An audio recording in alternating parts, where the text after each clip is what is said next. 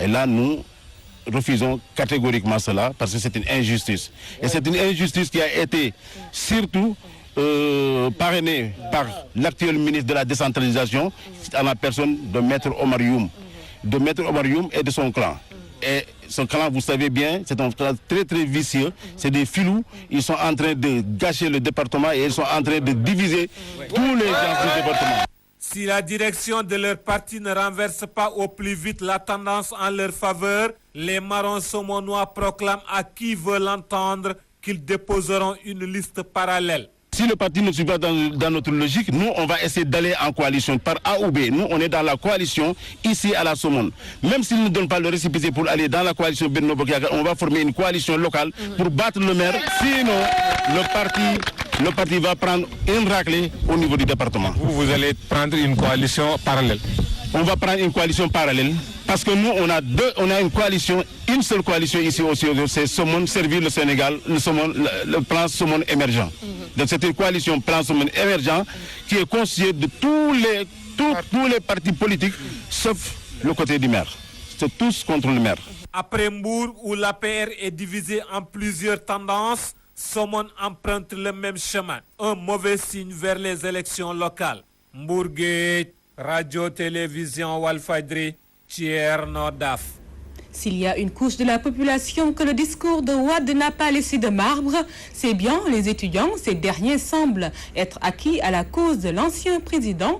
Ils sont en phase avec lui quand il parle de leur situation. Ils estiment tout de même qu'il est tôt de parler d'échec. Voyons ça avec ce reportage de Mamadou Lamine Ka. Les étudiants qui sont privés de tous les avantages que je vais donner à l'université.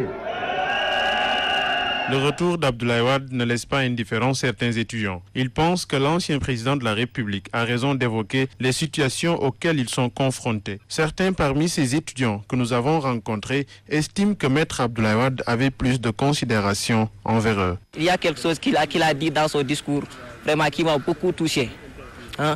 Concernant les étudiants là, parce que Macky Sall nous a privés de beaucoup de choses. Et donc nous l'appelons, Monsieur le Président de la République, à encore encourager les étudiants à travailler de plus. Pourquoi? Parce qu'on ne peut les encourager que quand les mettant dans de très bonnes conditions.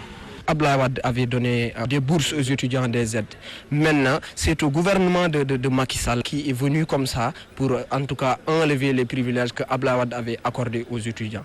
Voilà, donc il faut accorder cette importance que Abdoulaye Wade avait donnée aux étudiants. Certes, Abdoulaye Wade a été accueilli par un grand nombre de militants et de sympathisants, mais selon cet étudiant, il est très tôt de parler de déception du peuple. Pour savoir que si les Sénégalais sont dessus ou bien, il faudra attendre, les locales.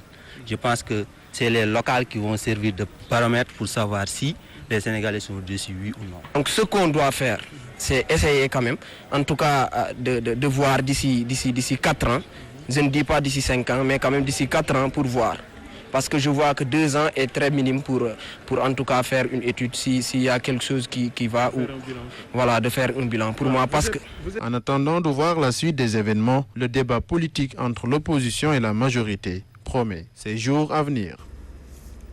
En bref, un homme d'une quarantaine d'années a été retrouvé mort hier aux environs de 18h sur le canal de Rufisque à hauteur de passage à niveau. L'homme ne semble pas jouir de toutes ses facultés mentales. Sur l'international, 3 Ukrainiens détenus dans des conditions inhumaines et en ce qui concerne le naufrage du ferry, le Premier ministre sud-coréen démissionne. Ce sera un des points qui sera traité dans ce récit développé par nos confrères d'Euronews.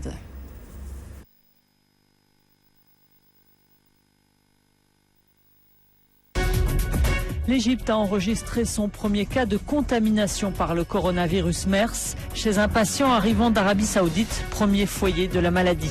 Le coronavirus MERS est considéré comme un cousin plus mortel mais moins contagieux que le SRAS qui avait fait 800 morts dans le monde en 2003.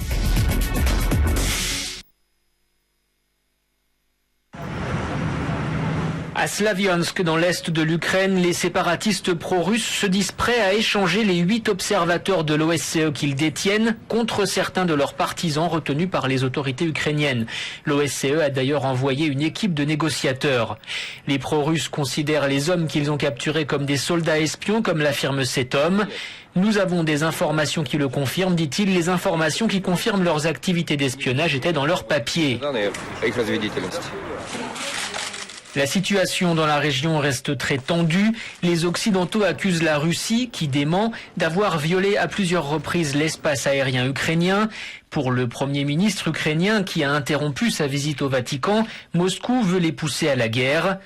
Lundi, le G7 devrait prendre de nouvelles sanctions contre la Russie, qui reste droite dans ses bottes. Ainsi, au téléphone avec son homologue américain, le ministre russe des Affaires étrangères a demandé des mesures urgentes pour une désescalade, notamment la fin de l'opération militaire ukrainienne dans l'est du pays. En Corée du Sud, le Premier ministre a démissionné suite au naufrage tragique d'un ferry le 16 avril. Chung Gong-won s'est excusé pour avoir été notamment incapable de gérer correctement les suites de la catastrophe. Le gouvernement, depuis le drame, est vivement critiqué.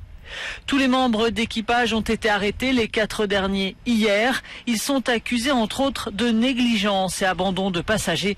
Ce pilote du bateau présente lui aussi ses excuses. Je suis vraiment désolé pour les familles des victimes, dit-il, de n'avoir pas été capable de faire tout mon devoir en tant que membre d'équipage. À cause de la météo difficile, les recherches ont été suspendues hier et les familles craignent maintenant de ne plus jamais pouvoir récupérer les corps.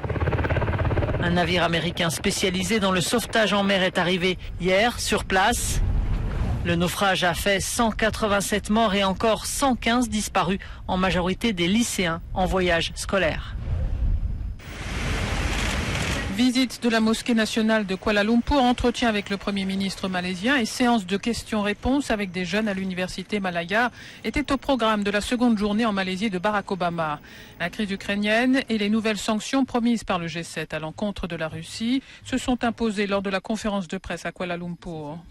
C'est une erreur de penser qu'aller de l'avant seul, sans les Européens, imposer des sanctions économiques sectorielles est la façon la plus efficace pour dissuader M. Poutine, a déclaré Obama ce dimanche. Nous serons dans une position plus forte pour dissuader M. Poutine s'il voit que le monde est uni, que les États-Unis et l'Europe sont unis. Ce ne serait pas le cas si c'était vu juste comme un conflit russo-américain. À l'extérieur de l'ambassade américaine de Kuala Lumpur, ces manifestants fustigeaient ce dimanche le partenariat transpacifique, un très ambitieux accord de libre-échange entre 12 pays de la région Asie-Pacifique, un partenariat qu'Obama voudrait voir la Malaisie rejoindre. Et retour chez nous pour passer à la seconde partie de cette édition. Et aujourd'hui, Wolf Vert traite un sujet qui s'intéresse au barrage de diamants. Maman Tandour s'est entretenu avec l'environnementaliste Ousmane Thiam. Voici sa présentation.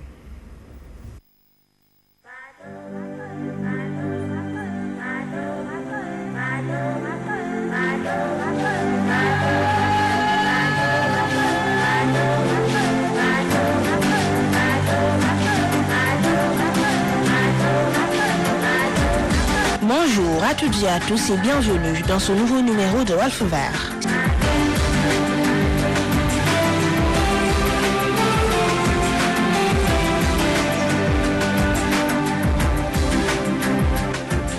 Cette semaine, nous nous arrêtons au barrage de Diama, situé près du village du même nom, à 27 km en amont de Saint-Louis. Empruntons ces phrases à l'environnementaliste Ousmane Thiam, qui a mené une étude sur les avantages environnementaux sur la retenue d'eau.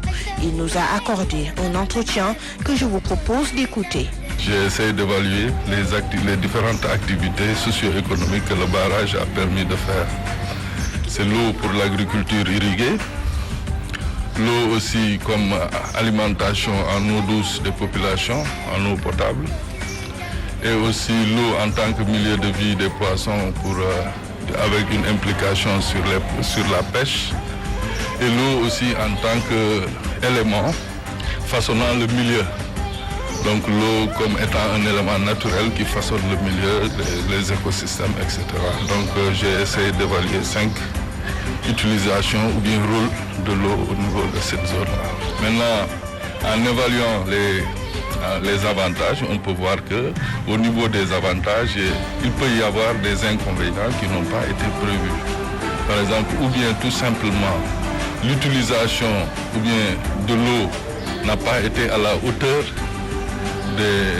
en tout cas des espoirs que les promoteurs de ce barrage avaient. Le barrage est là pour satisfaire en tout cas les besoins en eau, non seulement du Sénégal, mais de la Mauritanie.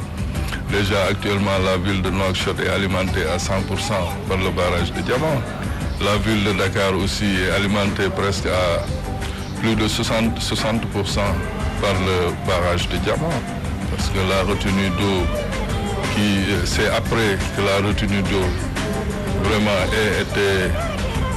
a atteint son niveau le plus élevé que le lac de Guerre commence à se remplir. Donc le remplissage du lac de Guerre est conditionné par la retenue d'eau de Diamant.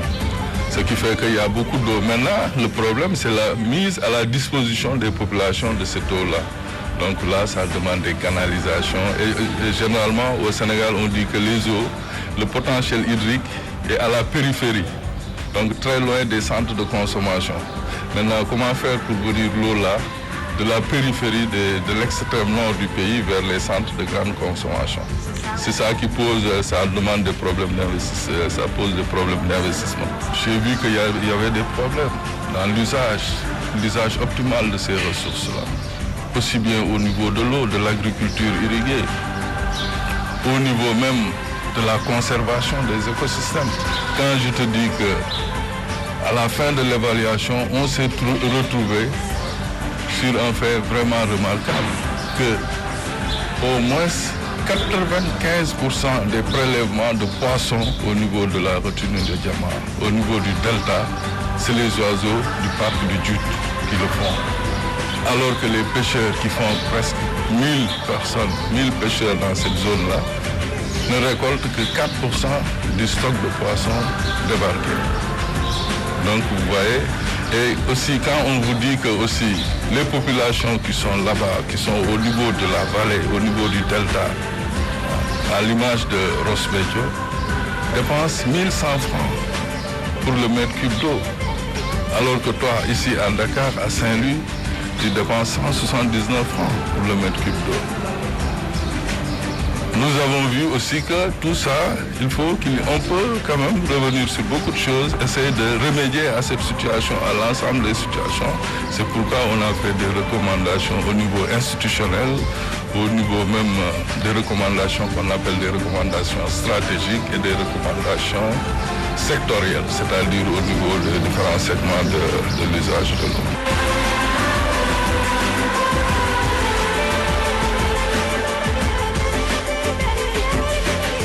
Ainsi s'achève votre rubrique Walf Vert. Rendez-vous est pris dimanche prochain pour un nouveau numéro.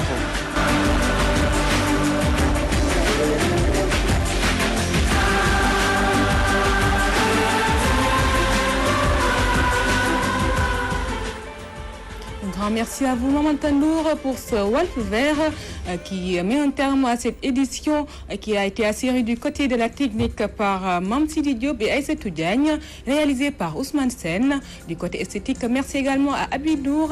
Merci à vous, chers téléspectateurs, d'avoir suivi. Votre fidélité, notre fierté.